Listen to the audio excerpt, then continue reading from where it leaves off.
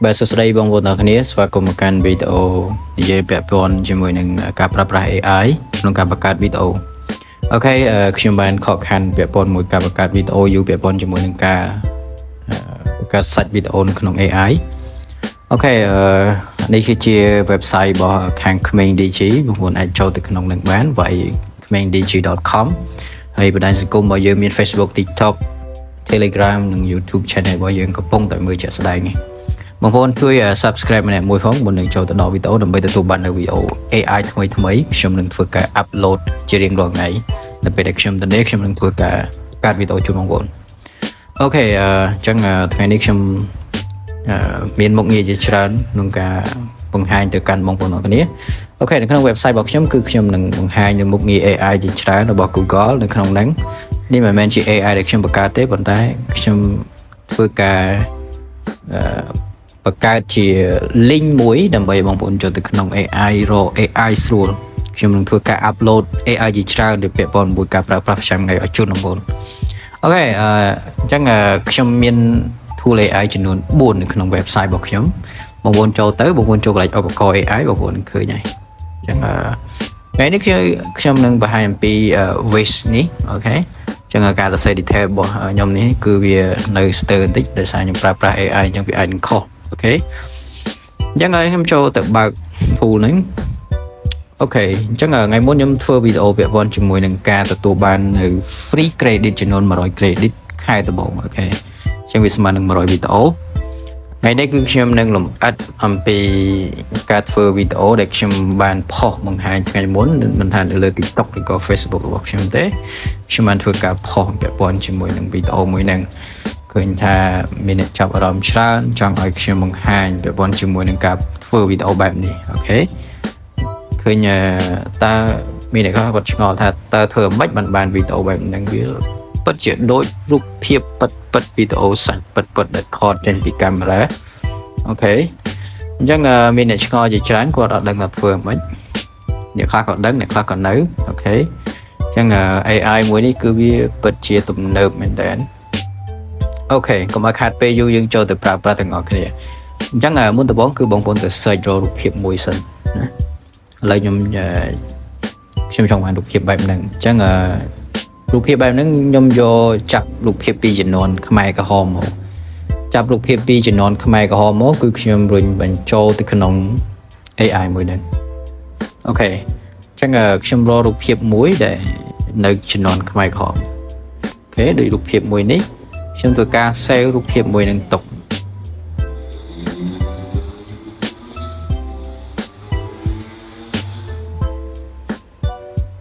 អញ្ចឹងខ្ញុំបាន save រូបភាពមួយនឹងទុកហើយខ្ញុំទៅរករូបភាពផ្សេងទៀតអូខេដូចវីដេអូរូបភាពមួយនេះចឹងបងប្អូនចង់បានរូបភាពអីបងប្អូន select មើលទៅយើងចង់បានឲ្យស្តៀងបែបណាយើងរកមកអូខេអញ្ចឹងខ្ញុំយករូបភាពមួយនេះមួយទៀតខ្ញុំ save ទុកអូខេអញ្ចឹងយើងចូលទៅក្នុង AI របស់យើងបងប្អូនធ្វើការ upload នៅរូបភាពហ្នឹងបញ្ចូលទៅក្នុង AI ហ្នឹងអូខេនេះរូបភាពហ្នឹងយើង upload ចូលរួចហើយចូលមួយ option ទៀតឬក៏មួយ send ទៀតយើងចូលក្នុងហ្នឹងមកអូខេយើង upload វាចូលក្នុងមួយទៀត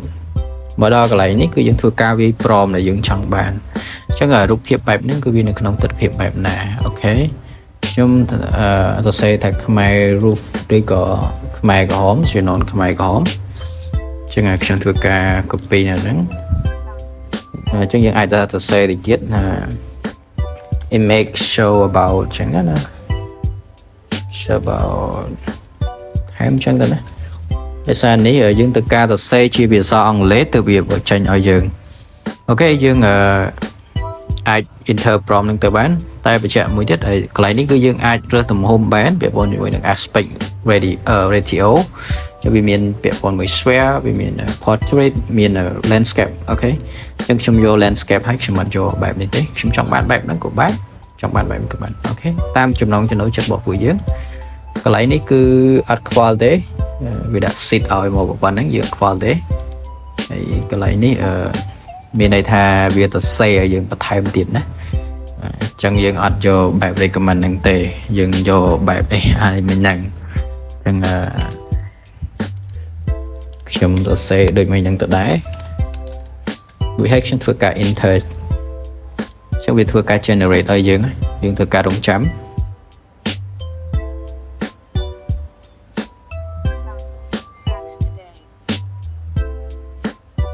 អូខេនេះគឺជារូបភាពដែលវាធ្វើការ generate ឲ្យយើង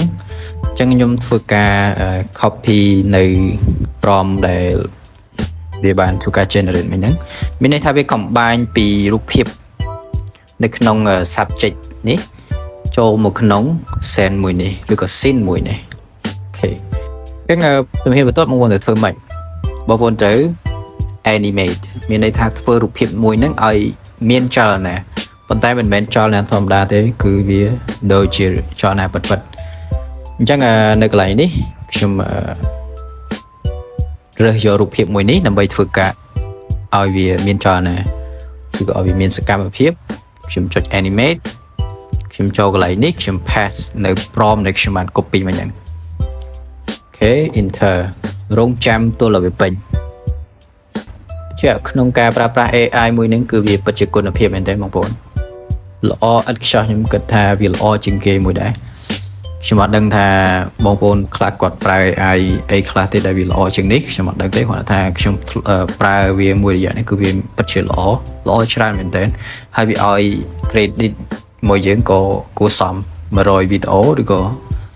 យើងអាច generate 100ដងអញ្ចឹងក្នុងម្ដងគឺយើងអាច generate បានច្រើនដោយសារអីក្នុងការ generate រូបភាពគឺវាអត់គិត credit ទេអញ្ចឹងវាឲ្យអត្ថភាពមកយើងហើយអូខេល្អមែនទែនយើងអាចប្រើបានច្រើនដូចថារូបភាពណាមួយដែលយើងបាន generate ហើយយើងអត់ពេញចិត្តយើងអាចដកចេញបានហើយយើងអាចជ្រើសរើសយករូបភាពមួយទៀតក្នុងការ generate អញ្ចឹងវាល្អត្រង់ហ្នឹងអញ្ចឹងដូចខ្ញុំនិយាយទៅដែរអញ្ចឹងបើសិនជាបងប្អូនចង់រក tool AI អីបងប្អូនអាចចូលទៅក្នុង website របស់ខ្ញុំចូលទៅក្នុង channel YouTube របស់ខ្ញុំឬក៏ YouTube Facebook TikTok បងប្អូននឹងទទួលបានរាល់ tool AI ថ្មីណានៅពេលដែលខ្ញុំស្រាវជ្រាវបានថ្មីខ្ញុំនឹងធ្វើការupload ជាវីដេអូជា link ជូនបងប្អូននៅក្នុង channel Telegram អីចឹងអូខេ AI បាន generate វីដេអូឲ្យយើងហើយយើងអាច play សាកបានបងប្អូនឃើញវាធ្វើការយើងបានល្អទេដំណើរនៃមនុស្សគឺវាពិតជាល្អមានខ្យល់បក់វិចនៅលើដូចនេះទៀតអញ្ចឹងបើយើងចង់បានល្អជាងហ្នឹងយើងអាចធ្វើការវាព្រមបន្ថែមទៀតបានយើងអាចច្នៃទៅបើសិនជាក្នុងករណីបងប្អូនមិនសូវប៉ិនភាសាអង់គ្លេសទេបងប្អូនអាចចូលទៅប្រើដូចខ្ញុំចេញវីដេអូមួយចំនួននៅក្នុង TikTok ដែរខ្ញុំឲ្យប្រើនៅ Google AI Studio ចឹងក្នុងការប្រើប្រាស់ Google AI Studio គឺបងប្អូនធ្វើការសរសេរខ្មែរបានសរសេរខ្មែរឲ្យវា generate ជា prompt ជាភាសាអង់គ្លេសយើងបានអញ្ចឹងយើងអាចយកមកប្រើប្រាស់នៅក្នុង face/lab/google នេះបានអូខេអញ្ចឹងខ្ញុំអត់លម្អិតច្រើនទៀតទេ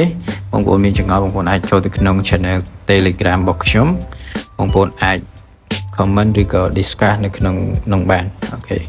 ញ្ចឹងវីដេអូហ្នឹងគឺមានប៉ុណ្្នឹងទេហើយកុំភ្លេច subscribe នៅលើ channel YouTube របស់ពួកយើងឬក៏ follow នៅលើ TikTok របស់ពួកយើងឬក៏ Facebook របស់ពួកយើងបាន